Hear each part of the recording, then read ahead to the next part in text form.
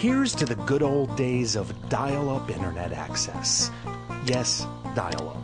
Sure, you couldn't use your phone at the same time. It took forever to get online, and the connection was slow. But you had choices. There were hundreds of ISPs across the country. You could choose to get your internet service from a big firm like AOL, or Earthlink, or Prodigy. You could opt for a specialty provider like The Well, or you could get your internet connection from that kind of crazy guy across town with a basement full of Linux boxes. The competition was fierce. If you didn't like the service that your provider offered, you could just switch. Some ISPs even offered service for free. Broadband changed all of that. Most Americans have only two choices when it comes to broadband: the cable company or the phone company, which may explain why we pay more for broadband than just about anybody else in the industrialized world. Critics of the way we regulate broadband in the US say it doesn't have to be this way. Take a look at the UK, for example, where the price of broadband has fallen a lot.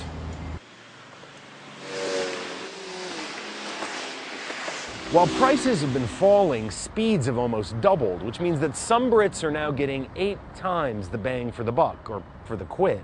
The reason they say this has happened is because the market for broadband has been opened up and made competitive. If somebody doesn't like what we're doing and how we manage our traffic, they can see what we're doing and they just move to another operator. So that's competition. So competition means, in a sense, you don't have to regulate what ISPs do because the market and customers will regulate what they do. The prices you're advertising right now are sort of shockingly low, £3.49 a month. Yeah. How can you get it so low? We rely on BT's copper, last mile into the home, but everything else we do ourselves. So we run our own equipment in exchanges, we build our own backhaul network, we buy our own interconnection into the internet, we run our own customer service, do our own marketing. Because we can do that, we can be a lot more efficient than BT can be, or maybe AT&T back at home for you. Because we control a lot of our costs, with a lot of opportunity to drive down the prices, and that's what you see. Broadband in Britain used to work a lot like it does in the US. British Telecom was the big incumbent provider that owned the copper wires, just like AT&T and Verizon in the US. If you wanted broadband, you went to BT. But regulators thought that that monopoly was causing high prices and poor service, so they ordered BT to do what's known as unbundling its copper wires. In other words, the company would still own those wires, but it had to let other broadband providers use them to reach customers. At first, BT dragged its feet. It was worried about its profit margins. But regulators kept up the pressure.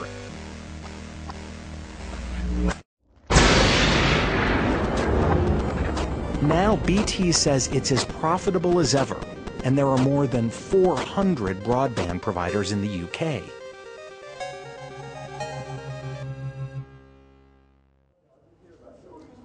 Fergus, hi, nice to meet you. This is Fergus Crockett from the OpenReach unit of British Telecom. This is the last bit of the network. So this is what we call the local loop. From here, they go through these wires up to the next level, next floor, where they can be transferred to a host of different communications providers. So this is called the handover point. And each one of these stations you see here is a different communication provider. This is kind of the equivalent in American terms of an AT&T owned facility with Verizon equipment in it. Yeah. And you may have Verizon equipment in it and installed by someone else. You know, there are parts of the world, Korea is a good example, where the government fibered the country, right? Fine, we don't have that. What's come about here is great speed, great service through actually liberalisation and competition. It's not through large-scale government investment. Because we control the network and the smarts in the network, and we can help people use their services in better ways. So for instance, one of the things is this question of, can we prioritise traffic on a person's connection? We don't block access to anywhere, so it is truly an open internet. What about game traffic? Where does it fit into that? Actually, a couple of the operators in the UK offer a very low latency network at a premium to certain customers. Again, you know, the net neutrality lobby will probably say that's not fair, you've got to treat everybody the same. We have businesses who use it mostly in the day and are very worried about quality of service, and they pay a premium for that. There's other people who want just best efforts and they want to do a bit of email and stuff, and they can pay for that, and the market kind of adapts to make sure that everybody gets offered things. But the market will only adapt if you've got enough players out there fighting for business. Even with all of that competition, Britain is still lagging far behind its neighbors. People in those countries have come to see super-fast broadband as being the key infrastructure of the 21st century, like canals were in the 1700s, or railroads in the 1800s, or highways in the 20th century. And they see access to broadband as being a right, not a privilege. That's the philosophy behind one of the fastest broadband networks in the world, being built right now in Amsterdam.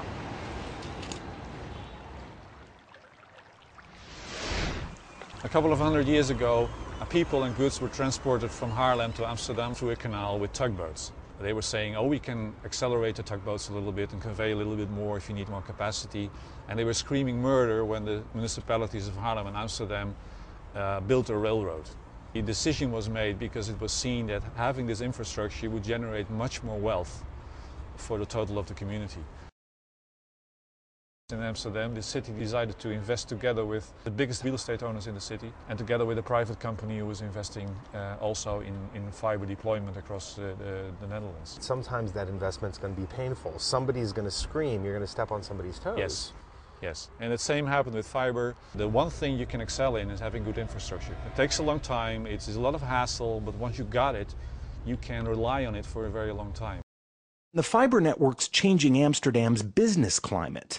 When this video production company was looking for new office space, for example, its top priority was a building that was already hooked up to the fiber. We're actually developing a streaming service for everything that deals with the visual effects and the fine-tuning of a commercial.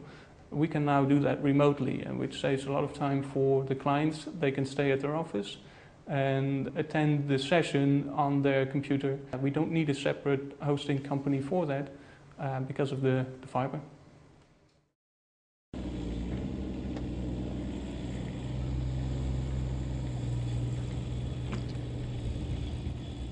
There are 7 tubes that go inside the conduit. Each one of those gets 192 fibers literally blown through it with compressed air.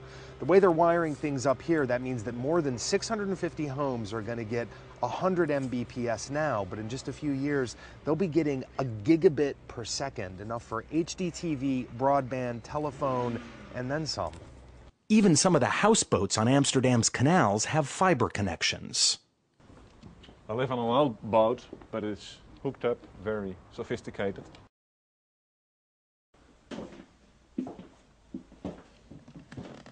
"80 years old, with a modern connection." The city of Amsterdam started a program. Everybody could hook up on the internet with fiber. I was asking, can I hook up as well as a boat? They said, yes, you can. And well, that's the story of the most old system to the most sophisticated system. I haven't been in between. We are communicating, people are communicating animals. The point of the bandwidth is not to think about it, it's to be banal, to be there, of course. It shouldn't be there like air or water or electricity. The fiber isn't just in Amsterdam. It's also in smaller cities and towns across the Netherlands. Once you get outside the cities and towns, Dutch people are demanding fiber connections. There are people who would say, look, you've chosen to live in this beautiful place, you're out in the country, it's quiet. Yeah, but the fun of living here is just great. And that if you choose to live in a place where it's great, you have a better life. That doesn't mean that you have to be cut off of normal public facilities that are available around Holland. I know education within 5 years is all on fiber. And I am 61 and want to grow old here in this house, this place. I'm sure healthcare will use in 5 years the fiber for the outside people. It almost sounds like you see it as like this is the telephone. We wouldn't allow a house to not have a telephone. That's right. The same as water, electricity, and the telephone is just the same. Everybody needs that. Louisen and Van Tilburg took that argument to the company that's building the new fiber network. It said, you need better broadband? Fine. Then you've got to cover the cost of building the connection. We had to pay 17,000 euros for 3 houses here. And the rest of the community, they get it for free. Yeah? It's very hard to communicate with the business. I'm a teacher, and that was not my hobby. It was not important to earn money. It was important to communicate with people. And that was very difficult for me, that the business only wants to earn money. And not, just not to provide a service, actually. Yeah, I think. The same problem exists in parts of Britain. They're just too remote to get good internet service. In southwest England, one resourceful geek has been working on his own to bring broadband to the countryside. The main reason why I'm here doing what I'm doing now is because I needed broadband that was of high capacity. I needed sort of 10, 20 meg symmetric. I can't function in a location where I don't get that, so that's why I'm running this service. We see ourselves as being the broadband provider of last resort to the locations where the telecommunication companies are not prepared to go for whatever reason. The design was we needed something that was very, very, very low power itself to monitor the voltage, because we didn't want to use up a lot of voltage, because the purpose was to defeat it. We used a microchip, PIC 18 chip, very, very neat, because it integrates the Ethernet interface onto the chip itself.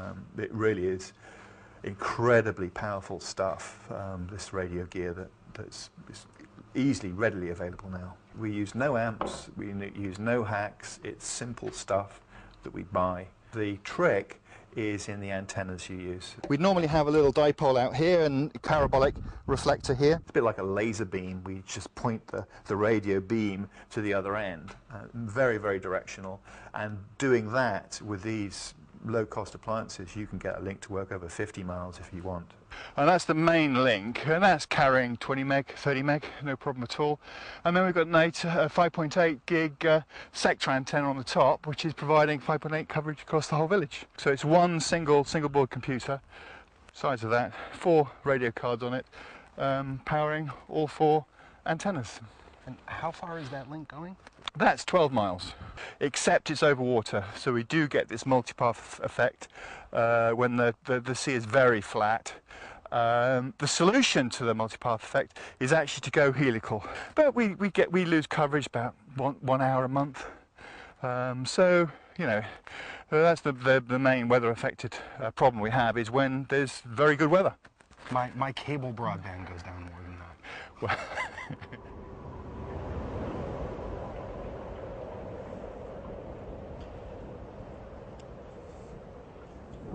so there's an access point on this particular site. So what we're going to do here is connect the Ethernet and the power.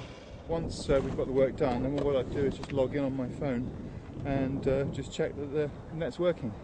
Now this is the site that was actually instrumented, and as soon as it starts working, then what we should see is the voltage values coming through. So that's it, all done. The income we get from it is X, but the social and economic value to the community is enormous, because that company is employing about 300 people, and without this infrastructure they wouldn't be there. The business has been spoiled by the success of the telcos in the cities, and people don't understand that there's a cost in putting infrastructure in. If you've got one farm in the middle of nowhere, getting a service to them for £6 a month just isn't good business. What BT should be doing, what AT&T should be doing, what Verizon should be doing is working with little guys like myself who can make a good living from filling in the gaps that they can't afford to do. It would be fantastic. Everybody would be a winner, the consumer especially. There's one thing that all of these broadband visionaries have in common, whether it's Tim Snape and his giant Wi-Fi network or Herman Wagter and Amsterdam's fiber optic network. They all admit that there may be problems with the ways that their own countries have been building out broadband networks, but they're all really glad that their countries aren't following the lead of the United States. In certain areas we look to the US to things. In telecoms, I don't think we look to the US. It's got to a duopoly where you have the telco and the cable, but you don't really have competition. And that's why you're having a lot of problems now, not only with high prices, but with the net neutrality debate. So I think, you've got part of the benefits of a free market, but only not the good bits. You need to find some way to have more than just two operators delivering service, and the more that these other competitive ISPs can own and control their own networks, the more effective competition will be.